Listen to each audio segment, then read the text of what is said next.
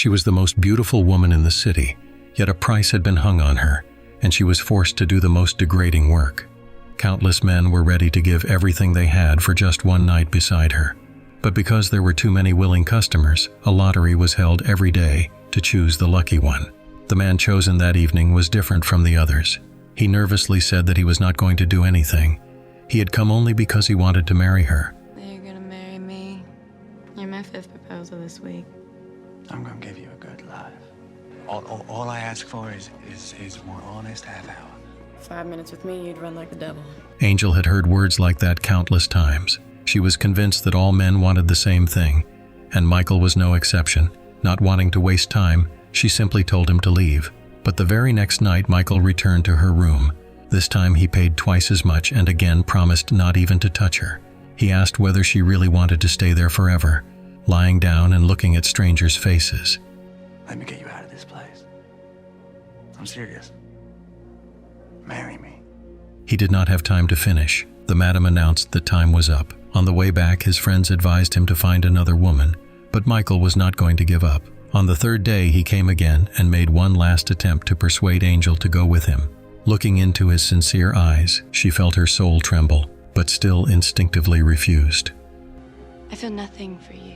Absolutely nothing. You're a dirt farmer. Yes, I am. Most men would have given up after that. But when Michael left, something changed in Angel's heart for the first time. She too began to dream of an ordinary life, a life that would belong only to her, and it was Michael's appearance that awakened this desire in her. The next day she went to the mistress and asked how much her freedom would cost. The meaning of her words was obvious, and it offended the mistress. Angel brought in large sums of money, and no one intended to let her go. To destroy the very idea of escape, she ordered her men to teach the girl a lesson. That night, screams echoed throughout the establishment. Do it.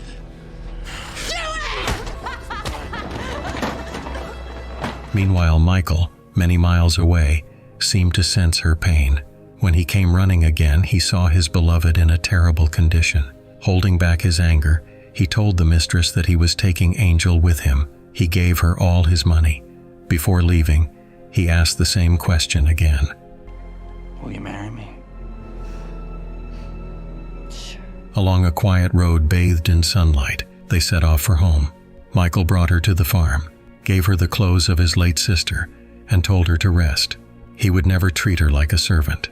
Then he handed her his mother's family ring. But Angel's soul was shattered.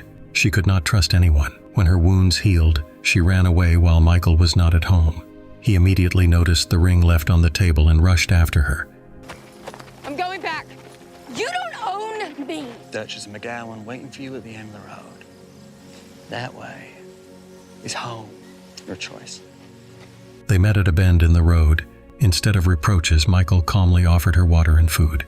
After a few quiet words, he mounted his horse and rode away, and Angel watched him go. Perhaps without even realizing it, her cold heart began to melt.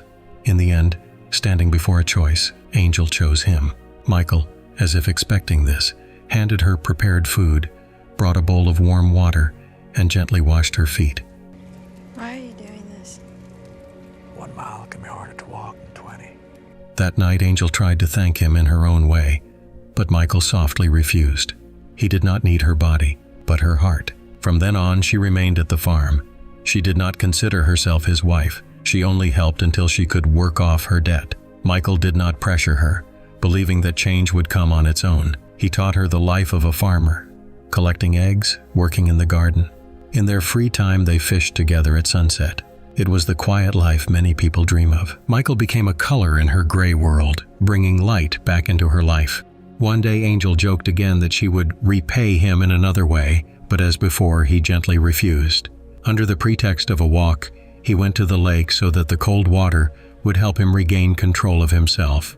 This only made her smile. At dawn, he led her to a hill. The sun painted the sky with gold, and they stood as if in a painting. That's the life I want to offer you, Angel. One full of color, warmth, and beauty and light. Just give me a chance. Michael's patience gradually dispelled the darkness in her heart. She began to see the farm as her second home, but their peace was broken by the unexpected arrival of Michael's brother-in-law, Paul. When he saw Angel, he recognized her immediately. He said nothing in front of the others, but later told Michael that he could not accept his choice. She's my wife. She just does not love you. She is using you. You have no idea who she is. Michael did not allow him to speak about Angel in a disrespectful tone. Her past did not matter to him. But Paul did not back down. Taking advantage of Michael's absence, he spoke to Angel. His words were painful, and she felt that she was not worthy of a man who had been so kind to her. After long reflection, she left the ring behind and told Paul that she would go. He agreed, but on the way he acted treacherously. Afraid that they might be seen together, he simply pushed her off the wagon near the town. You know, I never pretended to be anything but what I am. Are you? You took Michael's money, you took his wagon, his horse, and then you took his wife. Call yourself his brother. Angel walked on without looking back. Having no skills for independent life, she returned to the place she had once escaped from. Meanwhile, Michael learned the truth, drove Paul off the farm, and went after Angel. He brought her back despite all her objections. On the way, they were silent. Angel expected anger, but Michael did not reproach her. That night, Angel found Michael in the stable. He was sitting there alone, quietly crying. The muffled sobs were full of pain and despair. She realized how deeply she had hurt him and how she had betrayed his feelings. In desperation, wanting to feel clean, she stepped into the water and began to scrub her skin as if she could wash away the weight of her past. Thanks to Michael's gentle words, her heart gradually calmed, and for the first time she told him the whole truth. Angel had grown up with her mother and did not know her father until she was 8. But as an illegitimate child, she was not accepted by his family. Eventually, she and her mother were driven out. With no money or support, her mother could earn a living in only one way in those times. That fate quickly ruined her health, and she died of an incurable illness. Left alone, Angel fell into the hands of a cruel duke who turned her into an instrument for his own razvlečenje. She lost herself and became an empty shell. At 18, fate brought her together with her father again. Wanting revenge, she lured him into her room. Only then did he realize who she was. Unable to bear the guilt, he took his own life. Taking advantage of the chaos, Angel escaped and boarded a ship to Europe. She thought the worst was behind her, but human cruelty had new trials for her. She was robbed and sold to Paradise Town. Over time, she became emotionless, existing only for work. Until Michael appeared, he brought light into her dark world. They began to dream of another life. One day on the road, they met a homeless family, among them a pregnant woman. Michael offered them shelter. A few days later, a boy was born, and in gratitude, he was given Michael's surname. Watching him care for the child, Angel felt bitterness. She knew what he longed for, but could not give it to him. After long reflection, she confessed the truth to him.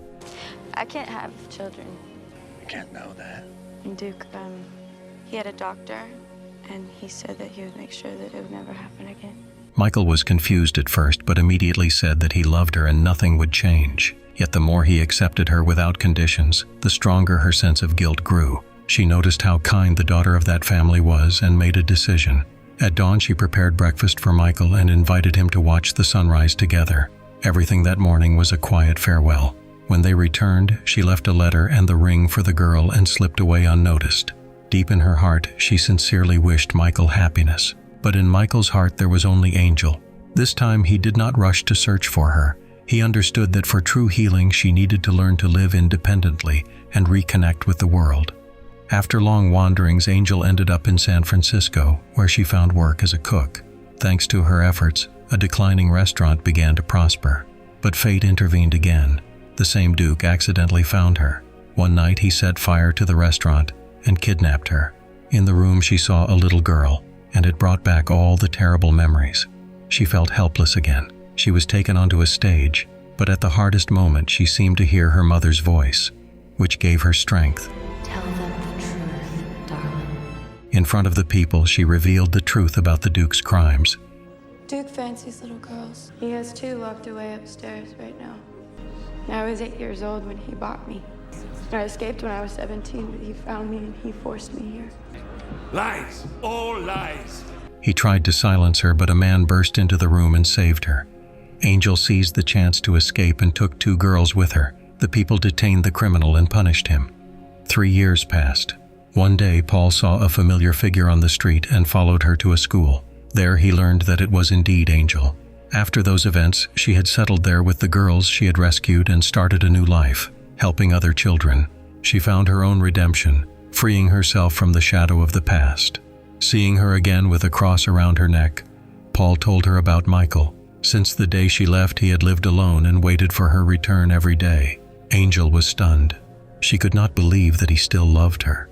Now that the darkness was behind her, she decided to return to him. Meanwhile, Michael was working in the field and suddenly turned, as if he had felt something. Before him stood Angel, the same one who had lived in his memories. 3 farewells had changed them both. In this love that had survived years and distance, he had not given up, and she had never truly left. My real name is Sarah, and I've never told anyone that until now. Because it was the only thing that I had that no one could take from me. And I came to you to tell you that I love you. And I am so sorry. I am so sorry for all the pain that I've caused you, Michael. It's your pain that brought us to this moment. Keep it on this time, will you please? I'll never take it off. As long as I live. Welcome home, Sarah. I've always loved you. A light wind swayed the grass. Birds were singing in the distance. And under the glow of a new sunrise, their lives were once again filled with hope.